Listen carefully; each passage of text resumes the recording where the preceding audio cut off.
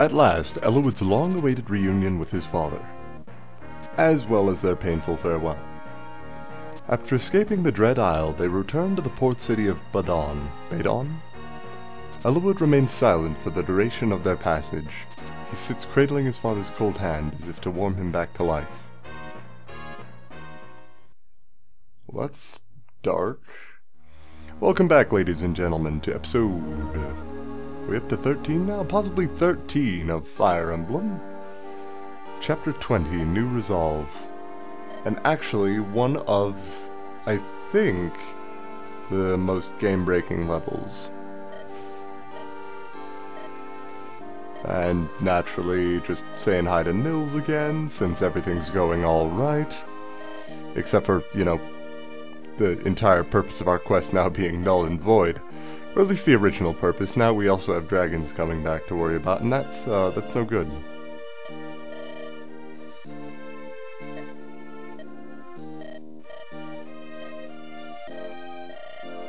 Oh, there you go.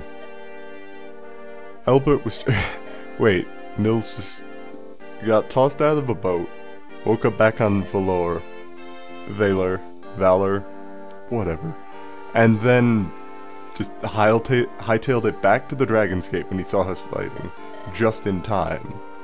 Oh, right, no, he's precognitive, that makes more sense.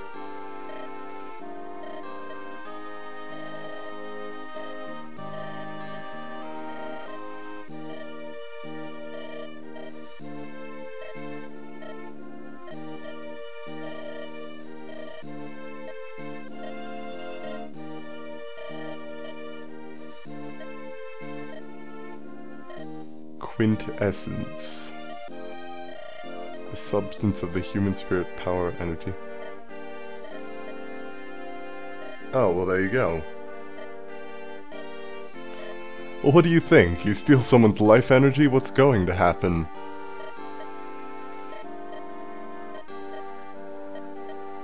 Oh, and if there was a war, then they would have lots of power and they'd be able to kill people and take that power. Okay, that sounds like a plan.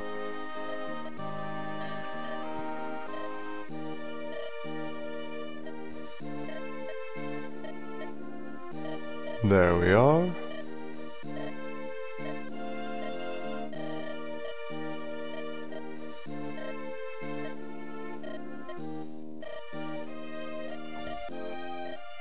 That's a nice thing to say.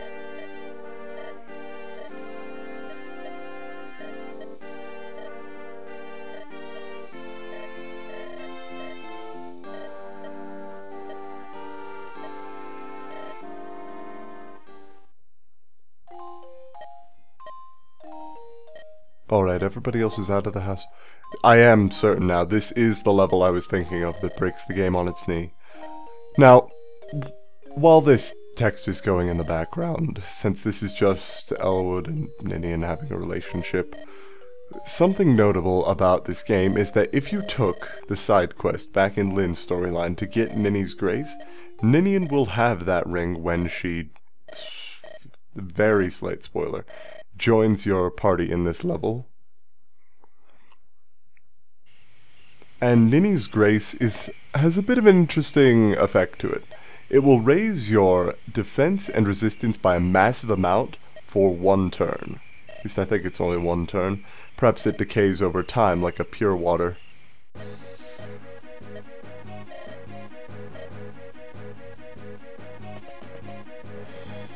But once you use Nini's Grace, if you rescue someone who's using Nini's Grace, when you drop them the next turn, they will still have the effect on them at full strength. The turn passing detection for the buff that you get on Nini's Grace does not trigger if the unit has been rescued. So what you can do is you can get any units that you want to train up. Let's see here.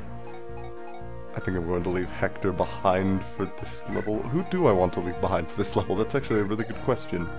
Matthew and Oswin are getting their support relationship built up. Priscilla and Urk are doing the same. Guy could probably stay behind, to be honest. And Sarah's coming with, Raven's coming with, Canas and Rebecca can stay behind. Good. This is actually about the setup that we would want. Because, as you can see, down here there is an arena just actually past our starting position.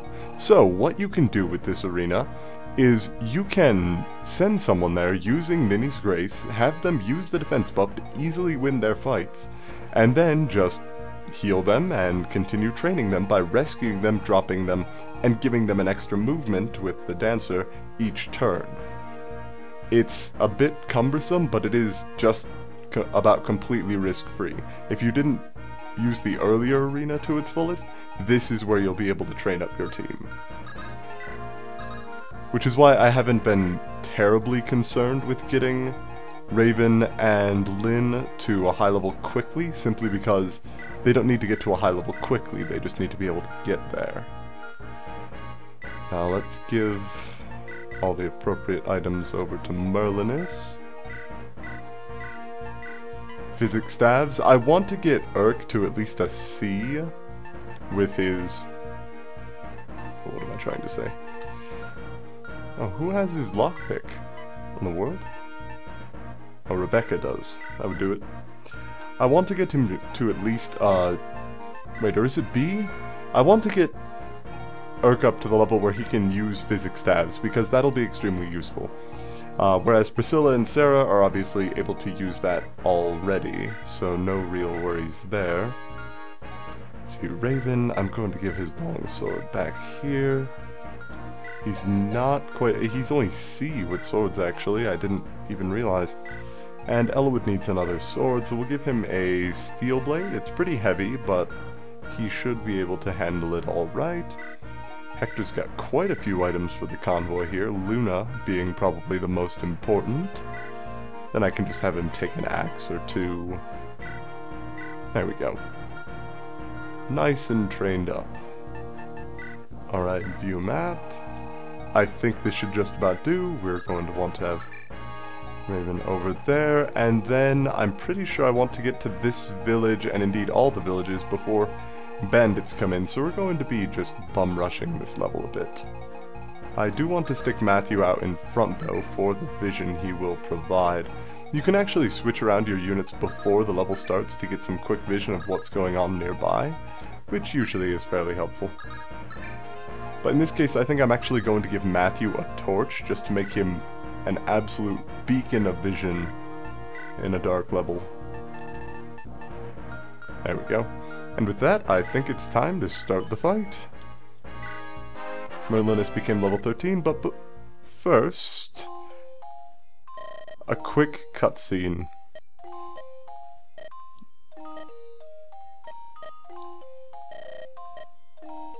Ninian decides to go fight, and she gets Nils's power, which is just an in-story explanation for Ninian having the exact same level and experience that Nils did at the end of Lynn's storyline. So, it can be worth it. There we go.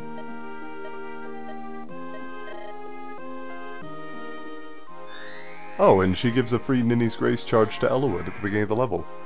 That's actually pretty excellent.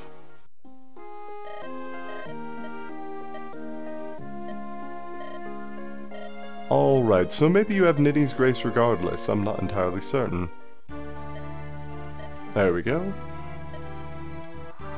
So she can just use a regular dance, which doesn't use any item, but she also has Nini's Grace, which increases your defense by... Yeah, it does only last for one turn. But it doesn't actually tell me how much it does it? Nope. Just tells me that it's increased, but as you can see, I'm going to take 0 damage from this light magic user. So, needless to say, Nini's Grace is fairly powerful. Now, I do want to have some people visit all of these shops nearby.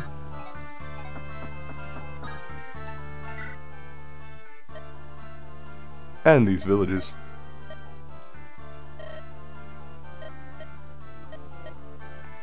Restore staff can be fairly useful. If you get afflicted by sleep, it's an absolute necessity. Sleep isn't a very common condition, but when it does happen, it's irritating as all hell.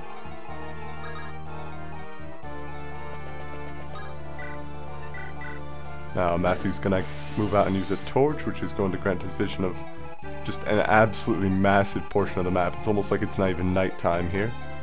But as you can see, there aren't many enemies nearby. There aren't any archers to actually use these ballista. So if you brought Rebecca with, then she should be able to help out a bit. But if you didn't, then don't worry about it. Now, I do want Florina to visit a couple of these villages as well. Oh, a light rune. Light runes are an interesting item that I really don't use very much. When you put one down, it'll act as completely impassable terrain for both regular units and flying units. It's just, nobody can get past the light rune.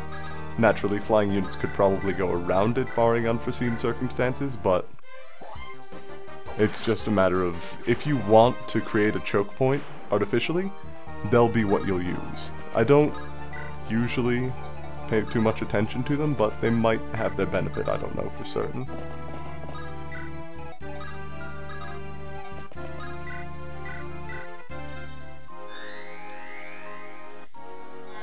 And like with Nils, you want to have Ninian dance every turn, just because she can get more experience, more levels, better survivability. There you are. HP, luck, defense, resistance. Not a bad level up at all. And with that, end my turn. Let's see who's here. Bandit. Yeah, there we are. There are always some bandits, and they're always out to ruin villages, but so long as you can get to the villages first, you should be alright. Now, something to note about this level, that wall at the right side of the map, oh, Wyvern Riders. Or Wyvern. Matter of preference what you say, but I actually forgot that we encountered them in this level.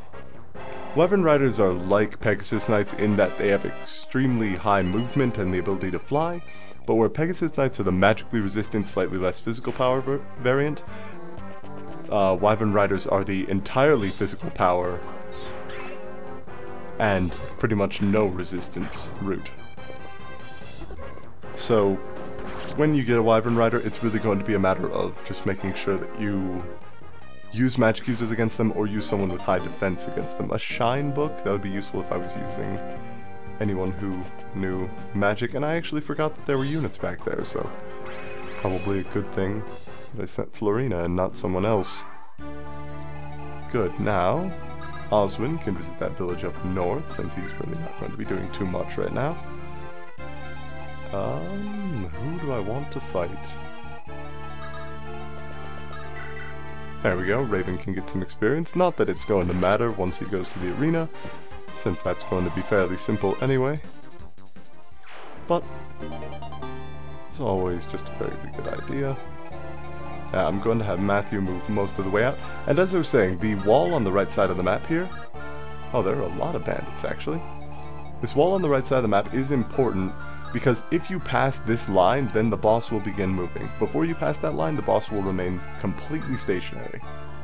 So it can actually be fairly helpful just to know that the boss is not going to attack you so long as you're there.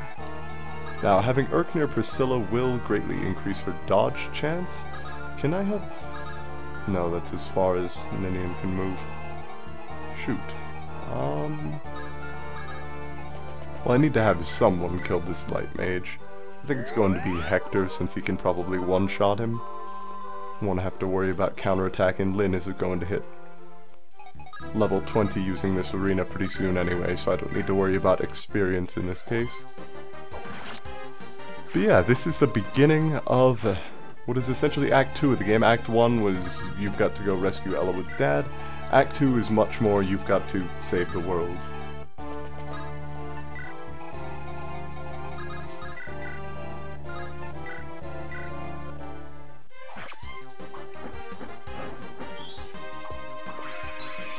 The only real stopping point for us right now is the fact that nobody seems to have upgrade items, which is really a pity. Does anybody... Did you guys drop any upgrade items? I could have sworn I got one in this level from somewhere, but I can't remember where, so... Alright, 23% chance to hit. That's much better than the alternative. Matthew is able to dodge the poison lance. Poison weapons usually have a very low strength and a very low hit chance, but if they do hit, they're going to be hitting you for a couple of turns, which is really just more of an annoyance than anything else, but it's a bit troublesome. Oh, Urk apparently doesn't want to use more than one fire book usage for this, which is alright. But we just have to get someone up and down to stop those bandits post-haste. This Wyvern Rider I can actually leave in place for just a moment, since Hector is going to be able to kill him really easily. And Raven should be able to help out actually there. There we go. Hector, one hit with an Iron Axe should be enough, and it definitely is. No chance for counterattack. Matthew, I'm going to switch to his Steel Sword. And as you can see, poison axes are already extremely low on hit. Are you serious? 4%, a 4% chance to hit. 4 out of 100. You know what? Screw it.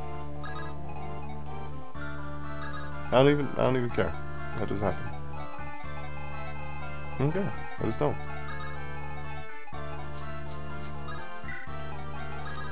Alright, so I'm going to see if I can't get Florina into the fight then. Because, well, somebody's got to stop that Wyvern Rider. But I don't think I'm going to have anyone within range to do so. So really the only question is, can he attack Ninian? He can't, so we're fine. Everyone else is defensive enough that he should be able to... or that he shouldn't be able to kill him immediately. I will send Raven south, though, to try to get to that town there. There we go, 28% chance to hit. Her support with Urk gave her a little bit of extra dodge chance, but not enough to be notable. Oh, just go ahead and hit with the poison bow at this point. The axe already did. Matthew, ladies and gentlemen, dodging everything that doesn't matter. Now that's light magic, and extremely weak light magic at that, and Hector's a level 20 unit, and he's still taking damage from it. Which just goes to show that you really don't want to be using Hector against magic users. 5 resistance is pretty pitiful. And he's just overall going to be a much more physical unit than your others.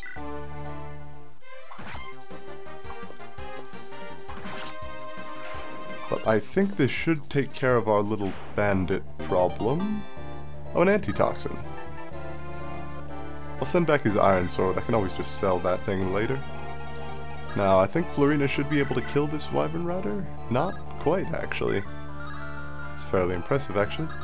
But Urk is going to be more than able to kill him, since low magic resistance means he is going to be doing very nearly full damage to that Black Fang member. And even getting a level up from it, which is fairly nice. Already level 4, no magic still, and that's a bit of a pity, but he has 47 health, so what he lacks in raw levels, he more than makes up for simply in fighting through attrition. Now, I'll send Raven to this house down south. What? Does he not...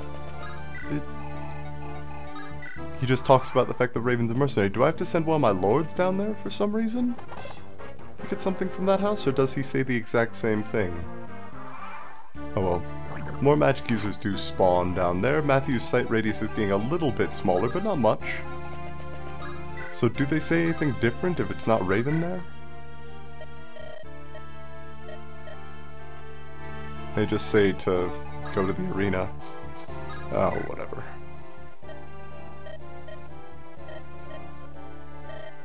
Fast and really tough, arrows and magic, yeah, it's a Wyrm Slayer. It's a sword that does extra damage to Wyvern Riders, which can actually be fairly useful if you decide to use it, but you'll just usually be better off fighting with magic or bows, as it said. I mean, because if you're going to be using a sword against a Wyvern Rider, you're already going up against the natural weapon triangle, and that's just not going to turn out very well for you. Now, I think Urk should be able to, yes, he can visit that village. Oh, a class change item? Oh, awesome, he's going to give me an Elysian Whip. So Florina is about to get an upgrade. Most excellent. Now we do have a Bandit, Poison Axe, 6% chance to hit. Come on, you have 150% compared to your buddy earlier. And he managed to hit. Now these magic users are going to be trying to bait me out a bit, but just so long as you don't cross that line, you'll be fine.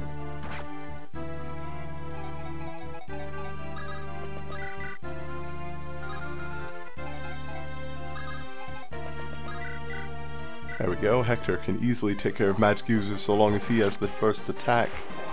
I am going to send Matthew back to get healed by Priscilla here. Just a couple of steps.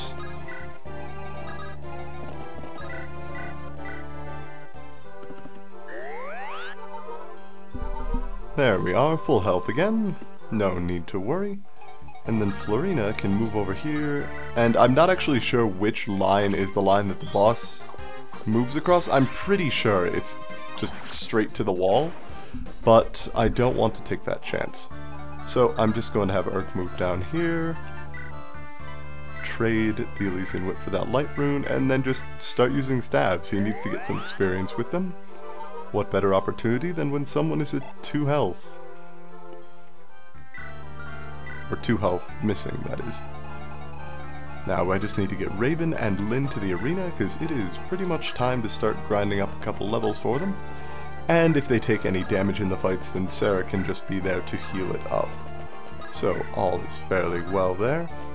But until we actually start using that arena to the fullest, I am going to briefly. Alright, so apparently we get lots of things spawning here. It's alright though, since I'm about to have an upgraded unit. Using an Elysian Whip, Florina goes from Pegasus Knight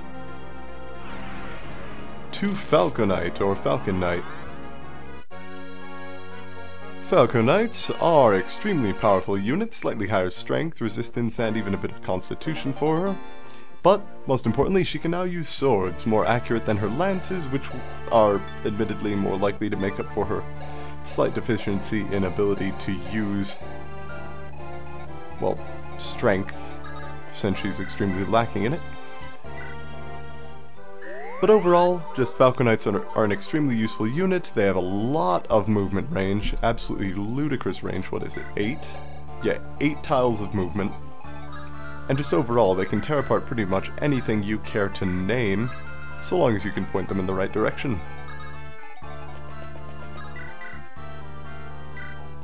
Well, that is a poison lance, but what does it matter to Matthew? He's already poisoned.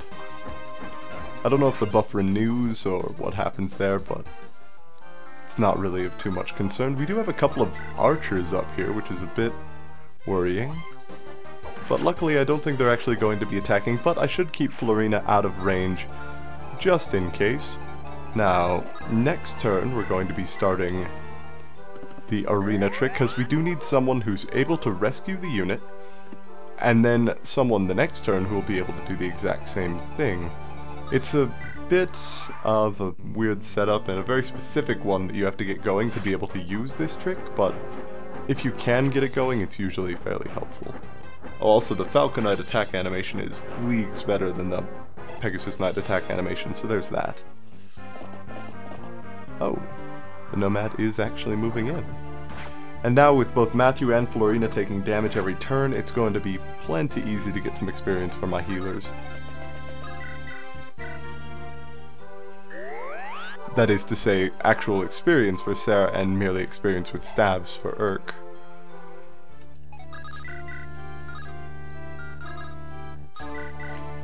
But I don't know if I want to move into melee attack range for that Nomad, so I'm just going to have Urk go kill him.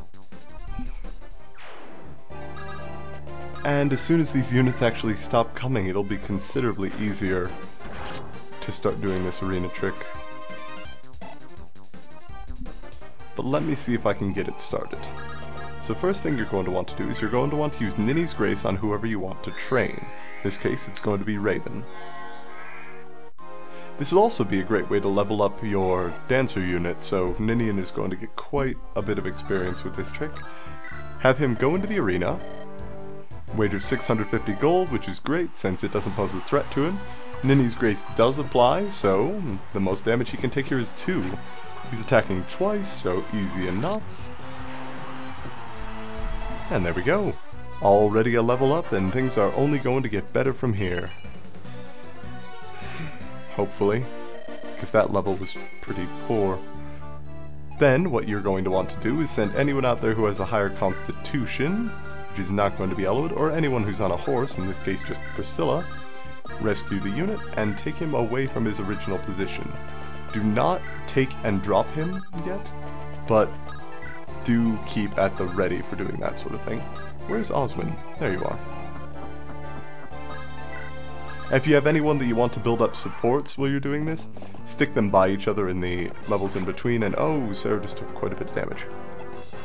That's no good. Let's go ahead and kill this Cavalier then. With Florina and Matthew taking damage. Poison weapons, very, very tedious to take care of. Of course, if you have a Restore Staff or you have Antitoxin, like Matthew has, you can use that to negate the damage, but then you also miss out on the healing experience. So you're going to want, whoever you want to do this, drop the unit right next to the dancer. No, you're going to need to... I'm trying to figure out how I do need to do this. I'm going to stick Matthew just nearby. Got some bandits. You can see the boss. It's Oleg, a Silver Axe, Steel Bow, and a non-dropping hero crest. You do need to steal that from him. But he has fairly low speed, so long as you kill him turn of, you should be alright. So, let's see, I'll have Eliwood move over here. Since the dancer is going to be here, drop Raven there. She can actually wait in position, doesn't matter too much. I need to make sure she dances normally for Raven. Good.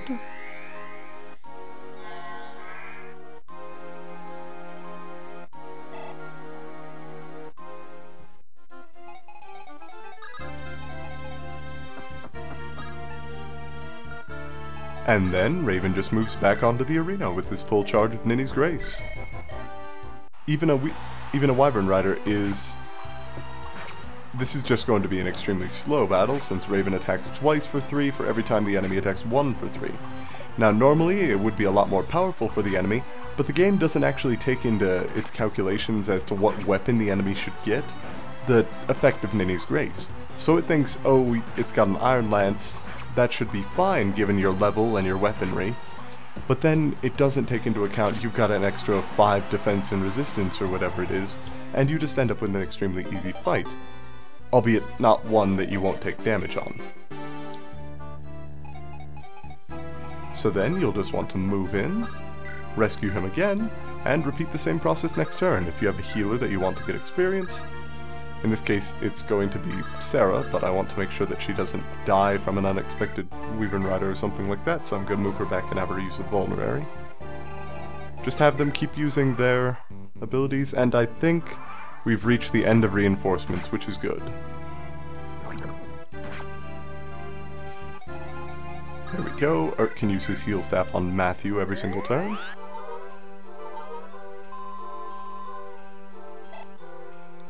Only 5 experience for each staff use, but he does get staff use experience.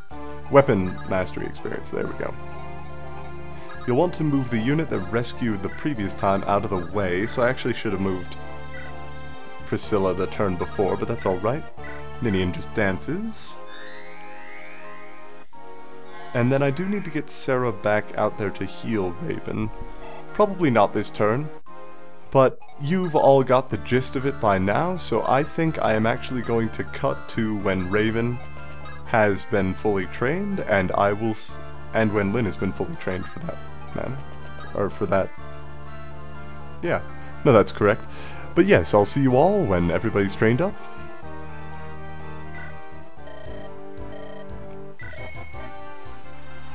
Alright, welcome back ladies and gentlemen. As you can see, we are considerably more powerful. Raven has just about maxed out on strength, skill, and he has maxed out on speed. He's got 38 HP, a very powerful unit.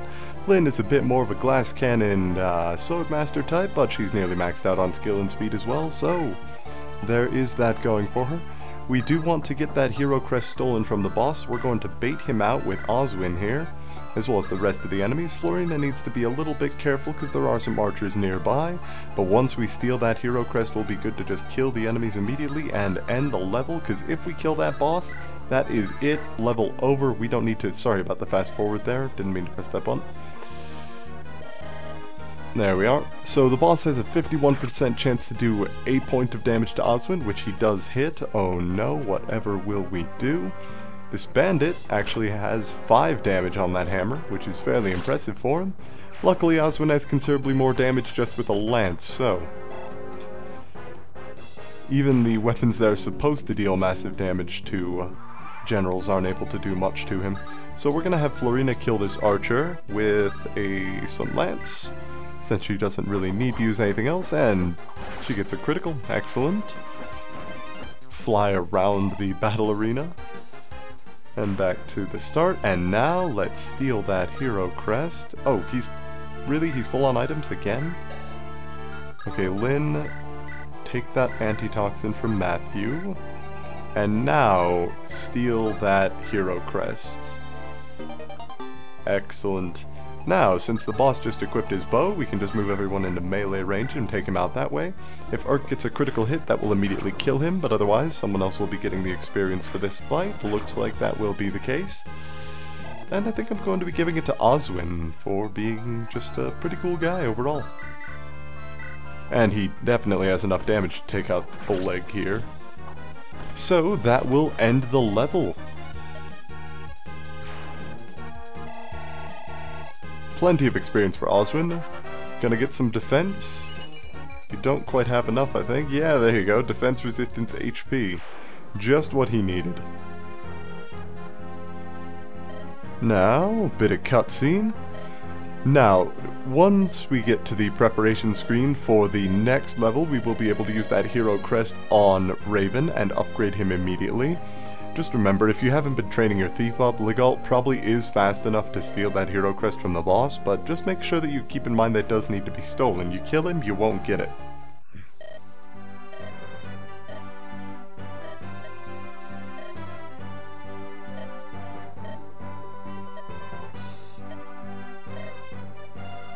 Yes, they're both in good spirits after he was just depressed over his dad dying.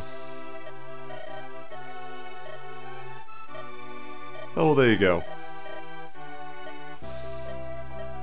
And who's contacting us now? Oh. You remember that paladin from the very first Eliwood level that went away with his mom? The one that we haven't seen and it was barely mentioned? Now she joins our party, so cool.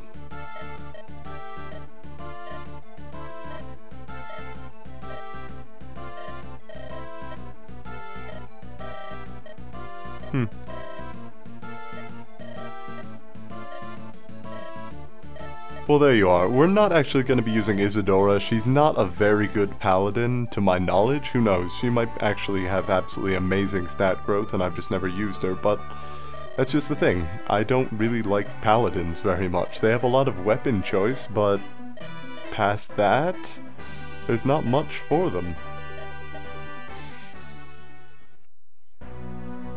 There we go. We can overcome anything. Cut to the final boss. Jesus, what is with these black-haired, golden-eyed people? They're everywhere.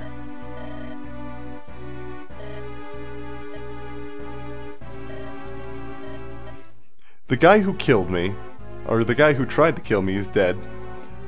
I want his son to die as well because he tried to kill me. That is perfect logic, Nergal. That is the reason that you run a major criminal organization.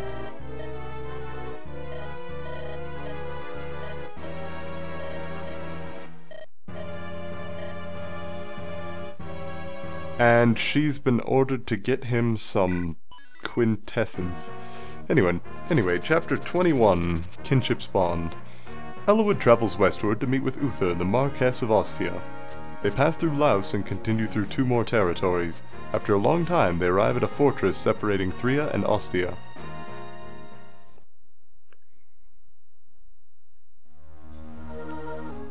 There we go. Oh, cut to Jafar. I remember this level now. This is actually... No, this isn't the level I'm thinking of. Never mind. But this map is definitely something interesting. Jafar, Ursula, Lloyd, and Linus. So we've got 2 guys that...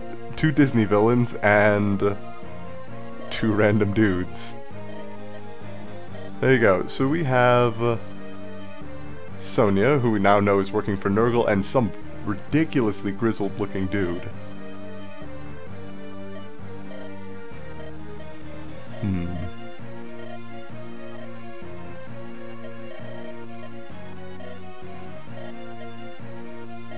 Oh, okay. So this is Brendan Reed, the guy who leads the Black Fang that we heard. Sonia's his wife. We heard word that the Black Fang was going south. She married him at Nergal's orders to control the Black Fang. Makes sense.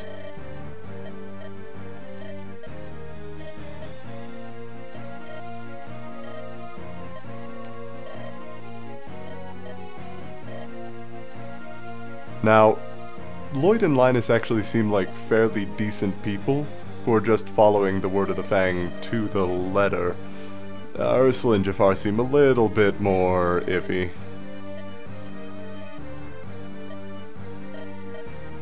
And now we have 4 highly trained assassins after us. That's just absolutely wonderful.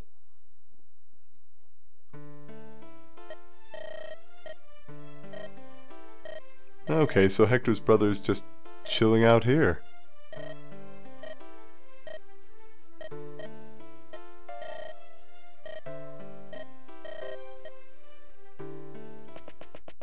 Okay, so Ninian and Nils are just hanging out in the back. Nils is tired and... Oh, come on, what the hell? So Nils just completely passed out.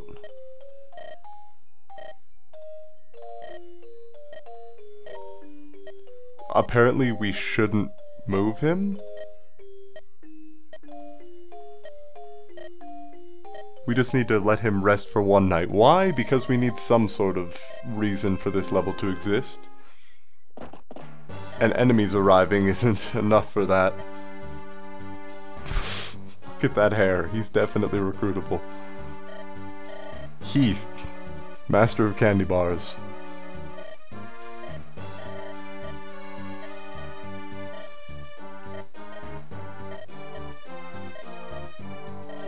Alright, so these are former people of Laos who believe that if they capture Eliwood could seek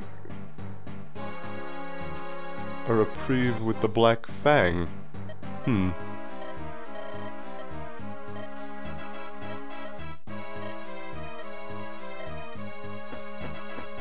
Ah, that's too bad. He seems like a decent guy. Now, they do have a lot of archers in this level, so Florina is probably going to be staying behind for this one. Or at the very least, she's not going to be moving as quickly. Excuse me. Now, let's see here. Let's pick our units. But first, actually, before we even pick our units, Raven, list of items, hero crest, grab, and use. Raven is upgraded from Mercenary to Hero. He now gains a shield that he never uses and the ability to use axes, as well as some cool extra stats. Skill speed, defense, resistance, and constitution. No luck. But that seems to be a running theme with him. So if we ever get any goddess icons, they go straight to Raven. Now, if you look at the map, you are going to notice there are a couple of things here. First off, there is a secret shop in this map. It's right there on that strange floor tile. You'll want to visit that. Also, you have a mercenary down there who's going to want to steal from these chests, and you want to stop him because one of those chests just has gold in it. And if he steals gold, you cannot steal it back. It's just gone forever. So we're going to get Matthew over there. Why do we have Marcus in our party? Holy crap, how many people can we bring with? 14? Well, I don't want Marcus, but I do want Ninian. So there we go. I think this will be a solid team for us. Now, let's see how we want everyone to move. We're going to need someone, I'm thinking Florina, with the secret card, the members card. Then we're going to want someone else with high movement speed to be able to... Oh, why does Crystal have a sword? Because I had her buying lots of swords, that's why. I did have a bunch of iron weapons purchased in the previous level, because it's going to be extremely... Oh, why does she just have 7 use heal staff left? She's going to need a new one of those. I did not want that iron lance. There we go. Because a lot of people can use different items now, I'll actually have Florina sell her slim lance and grab an iron sword. If she needs to use anything, she can use that. She's nearly S with lances anyway. Oswin already has an axe, but I think I'm going to give him a new one since that one's running a bit low on uses. Good. Eliwood, don't need to worry about too much. Urk has his heal staff, which is good. I'll put that shine magic and that light rune away. Give him another thunder tome. And I'll actually sell that 7 use one. No need to have that. Let's see, who else can use additional items? Raven is going to need a axe, or an axe. And he's not going to need that torch. In fact, nobody's going to need torches. If anybody has those, put them away. Kanas is going to need a heal staff. Because I want him to get trained up with that as soon as possible, but it's going to be a bit difficult for him to do so with Sarah only has 3 uses on her heal staff. Okay. Perhaps it would be easier for me to give her a physics staff at this point to train with. Who else needs some extra items, or is that it? I think that's it. I'm also going to be giving Raven a set of chest keys, because he is going to be going with Matthew to that set of chests down in the bottom left, making absolutely sure that that unit does not get there. So we're going to want to put Florina about where Ninian is now. Well, actually about where Sarah is now. I think everybody else is in a pretty good position, and you just have to hold out. But there is a note to be had. Cormag is somewhere on this map. I think he shows up at the bottom left or something to that effect. Pretty early into the level. So what you're going to need to do is have Eliwood or one of your other lords move there to talk to him. I think it's Eliwood or Lynn is able to. You're going to want to recruit him, as he is one of the few Weavern Riders you'll get, and I am looking to get every unit. Gotta catch them all, after all. Now you do get Isadora for this level, for some reason, but the only thing that she really brings to the party is a silver sword, a short spear, and an angelic robe. So we know exactly who that angelic robe is going to. And then she's just going to hang out at the back of the level for the rest of the level. That's it. She's not doing anything else. Rebecca gets an extra 7 HP. She's now actually survivable. Or attacks are now actually survivable with her. And we can just move right out with Raven. Matthew, regrettably, is just short of being able to unlock that door on turn 1. And Florina has to be a little bit careful of ballista since they can do some damage. But you don't actually know what type of ballista they are until the enemy moves through. He is going to be able to attack Florina, which sucks, but she shouldn't die on the very first turn. Gonna move Urk out, and everyone else can pretty much just chill out in the main base. Killing the boss, I believe, will end this level early, and we are more than capable of doing so, but we don't absolutely need to, and there are going to be a lot of reinforcements to get us plenty of treasure. There's Cormag. Oh, I'm fast forwarding again. God damn it. Sorry, habit. I gotta stop that. So, Cormag is going to be moving in to engage our units. We want someone to be able to draw him in without killing him, which generally means that we're going to have one great thing about the Druid, by the way. Their attack animation is so much faster than the Shaman. It is incredible just how much faster it is. Raven could take 9 damage, but he's fast enough to dodge, which is good. Now, we want to give Cormag an additional turn to fly, I think, and oh! That ballista user is just going to target the Ostians, and in fact that's going to happen with a lot of units here. They're just going to target the units from Ostia before us. Oh, Wrath! I forgot that he shows up in the level as well. Cool. So, you want to send Lyn over to the right side of the map, and you want to send Eliwood over to the left. For the specific reasons of recruiting Cormag and Wrath. Now, again, normally you're just going to be saying, well, I mean, you don't have to recruit these units, so you may say just, well, forget them, I'm going to go get treasure and whatnot. But that can be a bit of a poor move in some situations. The only downside I can see here is the fact that I'm going to have to be really quick to make sure that Thief doesn't... Or Heath, not Cormag. Cormag's in the next game. I don't know what I'm talking about, sorry. I think I am going to have Ninian give Lyn an extra turn so she can get over to Wrath that much quicker. But I'm not sure how I'm going to be recruiting Cormag here. It's definitely going to be a bit difficult, take a bit of doing, but it's going to be more than possible. Meanwhile, Canas can just easily take... Oh geez, that guy with the steel axe could actually deal damages. I'm going to have him chill back here then, never mind.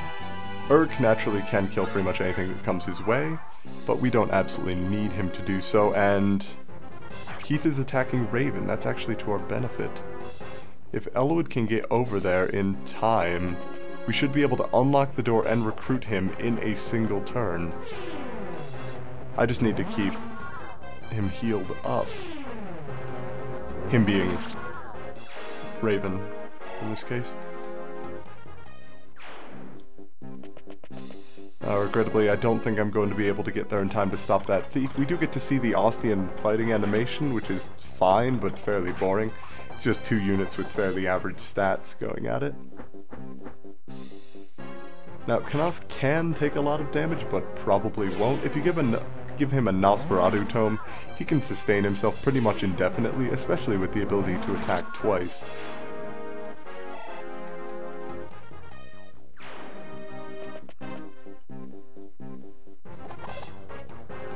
But for now, we'll just survive with him taking out the enemies on his own time. And a lot of times on this level, if you haven't trained quite as much as I have in this playthrough, this will genuinely be a defend yourself type of level. But at the same time, oh man, they usually try to focus a single Ostian unit. In this case, they are going to manage to kill a knight, which is unfortunate, but keeping the knights alive doesn't do anything for you on this playthrough. So you'll be fine. I think that that guy is going to successfully... What are you doing? Stop attacking the units. That's my XP you're stealing. Not to mention you're getting yourself hurt more than you're helping. There we go, some extra units spawn. Now Lyn can go talk to Rad to recruit him.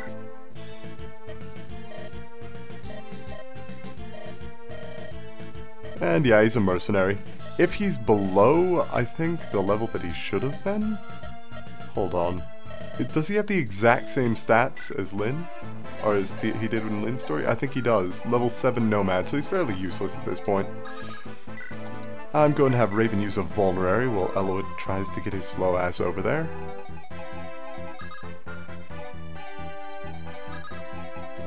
And in the meantime, we can just have Oswin taking care of business with these lesser units. Kicking ass, taking names, tossing spears. He should have used an axe there. He is maxed out on spears. He should have used an axe. Oh well. Then we can have Guy move out. Now, as you can see, Guy has absolutely 0% chance to get hit by this guy with the poison axe when he wields an iron sword. So that's perfectly alright. Doesn't matter how much damage they can deal if they can't land a hit.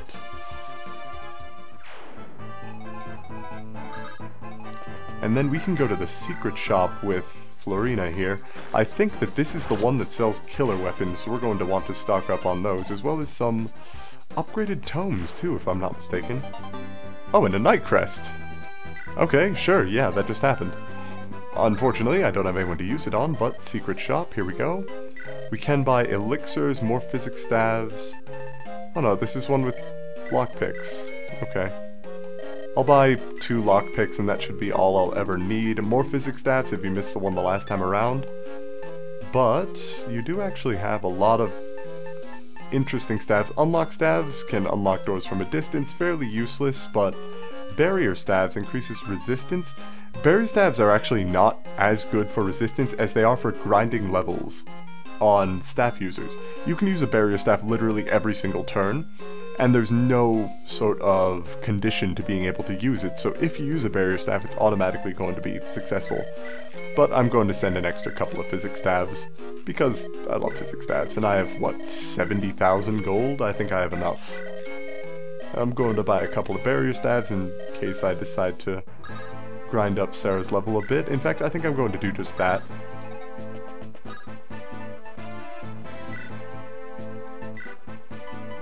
Going to go ahead and take a barrier staff, or 2, or maybe even 3,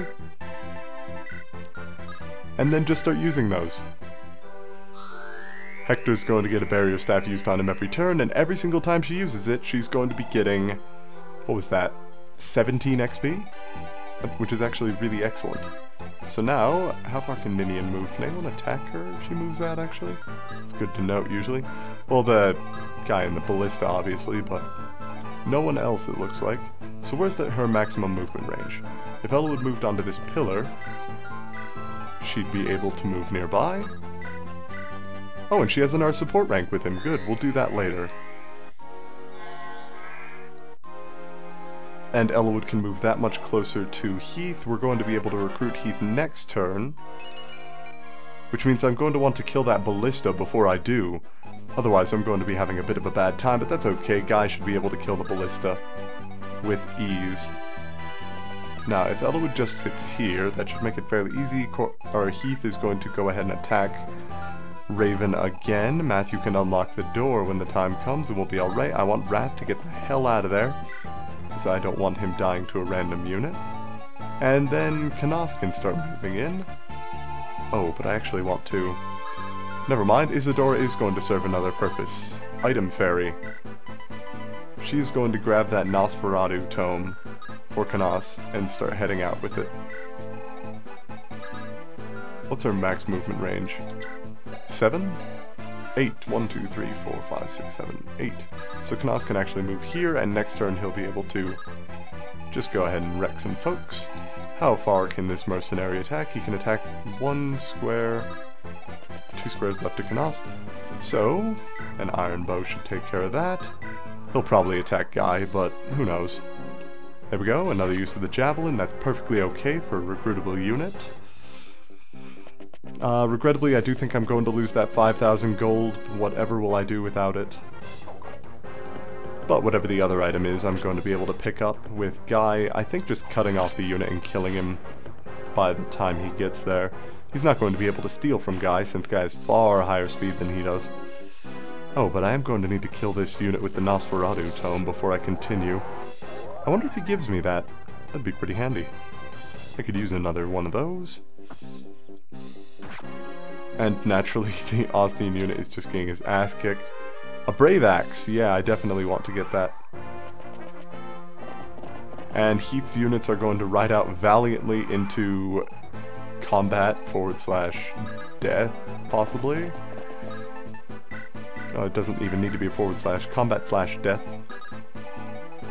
Whatever it is, they're not really going to be doing too well for the next couple of turns. I'm going to have Kanas equip Nosferatu, so whenever an enemy attacks him, unless they one-shot him, he's probably not going to be dying. And it's going to be fairly difficult to one-shot a druid, so...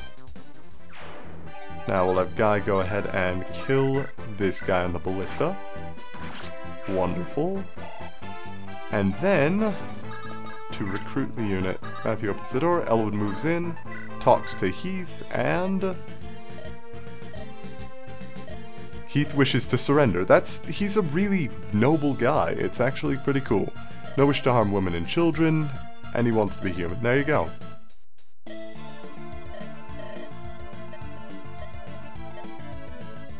Now, he says he's going to stop Commander U-Bonds, but that's going to be a bit difficult considering we're never going to use him. He's an alright unit, but he's just not really one we're going to take advantage of that much. Now, Raven can move in here, and I think that that thief is going to get away with the money, but not the Brave Axe. I'm going to kill that off of him pretty quickly here. And Oswin can actually move out to take out just about every unit that comes his way. I'm going to equip him with an Iron Axe, not going to forget to do that this time. And I'm actually going to have Urk heal up Canas to get some staff users. There we go. And we're doing fairly well this level. Got a couple of magic users that are going to be causing us problems, but that's fine. They're not going to be causing us problems significant enough to really take too much note of. And apparently there's a ballista over there that bow-wielding unit is going to get to use. 10,000 gold. If you don't have much gold, you really want to get to that before he does. But if you don't have much gold, then I wouldn't worry about it too much. Wrath's unit is just going to suicide into battle. That's really too bad.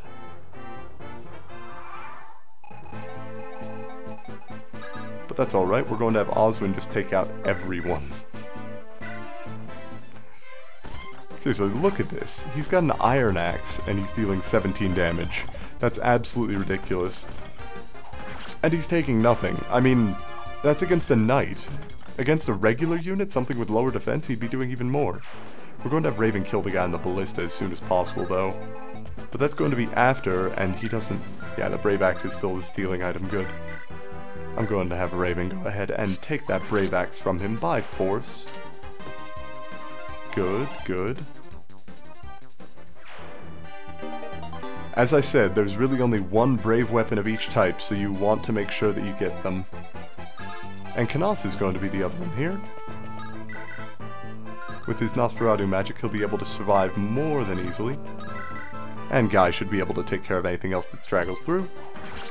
And there are going to be enemies coming from the right side of the map, which is going to be the only significant trouble I see us having from here on out. Or it would be trouble if I didn't have Urk, who's just going to be able to tear everything apart really easily. So, now we're going to have the boss there, who isn't going to be moving. The boss just stays where he is. If you defeat him, the level ends early. Canas gets a crit with Nosferatu, because there's no kill like overkill. And then he's just going to go ahead and continue through. Ah, this guy with the steel axe, he thinks he's cute, trying to attack us with the steel axe, and Oswin just tosses it. Look, the Iron Axe is physically bigger than the steel axe the other guy has, and it's got like weird notches on it. I always thought that was a little bit weird. You have an iron sword, you give it to a sword master, it's a katana.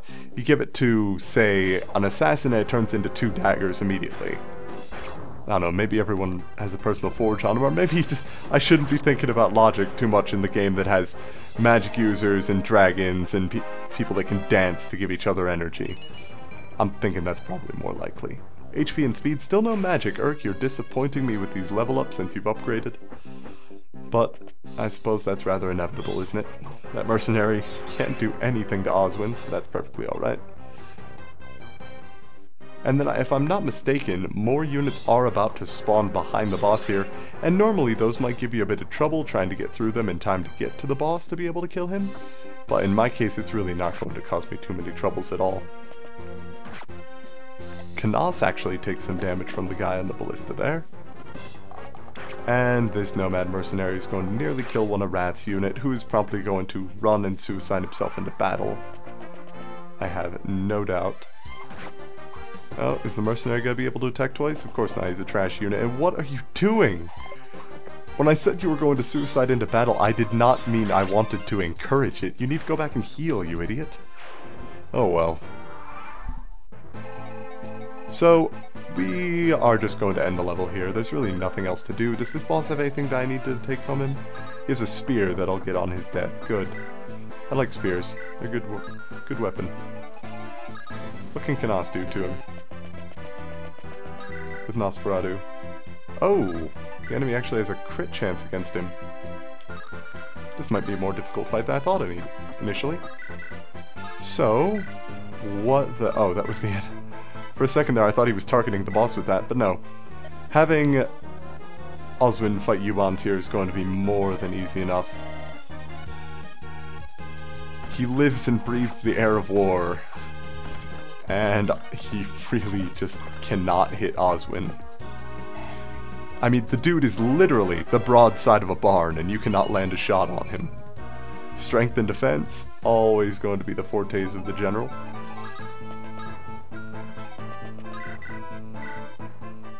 Now, that little mercenary unit has actually done us a favor by blocking off that hallway there. It means we don't have to kill that nomad this turn. Canas is just going to dodge with a slight teleport to the side. Seems it's something he's mastered from his days as a shaman. And he's definitely going to get experience enough to level up. Come on, some more magic. You could really use it. There you go. And then we could just have Guy move in for the kill on another one of these. He does have his killing edge still that he came to us with. And as a swordmaster, that's really going to be when he starts getting dangerous, is when he uses that killing edge on a regular basis. But for now, we should be okay. There we go. Urk is going to be able to move and take out that ballista user, because I really don't want him bothering me anymore. There we go. And then Raven's going to move to kill the other one. Oh, Rebecca can actually kill this nomad though. Good, good. And actually, Rebecca might be one of my best chances for getting some serious damage on the boss. The ability to use her longbow to strike from out of his range would be absolutely invaluable if she could get into position. But with that level up from Oswin, Eubons cannot do any damage, so he's just kind of boned. A little bit, just a little bit. Who's this Pegasus Knight going to attack? It's going to be Guy, and that's not really going to be the best of decisions that they've ever made, considering every single one of Guy's stats is base in the double digits. And Urk is going to not even be slightly scared of this Weaver Knight. Even fire is more than enough to take care of him. And I think we're only about halfway through the defend level, but we're going to just kill this boss the next turn and end it. No need to sit through all of this if it's not really going to bear any fruit, right? Also, I've been forgetting to train Sarah this entire time. Oh well, we'll ever use a barrier staff once, I guess. Couldn't hurt.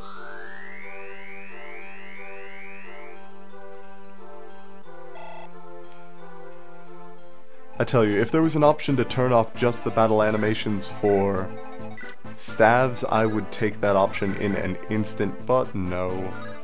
Such a thing is but a pipe dream. 83% chance to hit, go ahead and kill him, Canas, you need the experience. There you go.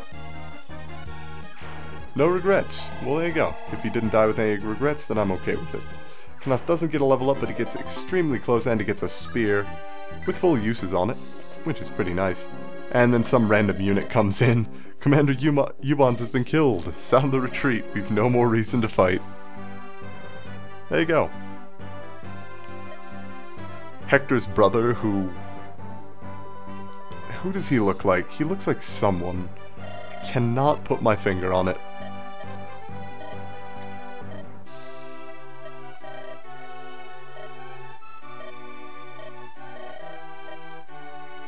So somehow, a general and two paladins managed to sneak their way out of the country without being seen. Oh, and Eliwood's just explaining the fact that dragons are coming back, so that's just a wonderful thing to hear.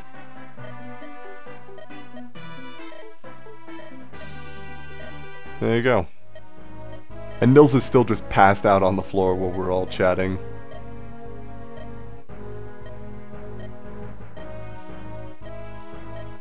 So, nobody's going to help us because they won't believe that dragons are coming.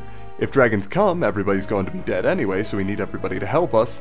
But we're the only ones who can believe that they're coming back, so it's up to us, because we were the ones who actually know what's going on.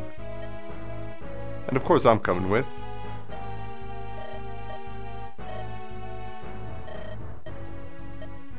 There we go. I'm going to play the role of tactician. Well, there you go. Thank you.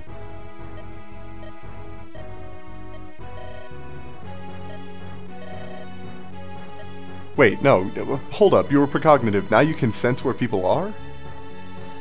Okay, so he's gonna be in Burn then. Oh, right, because the Black Fang.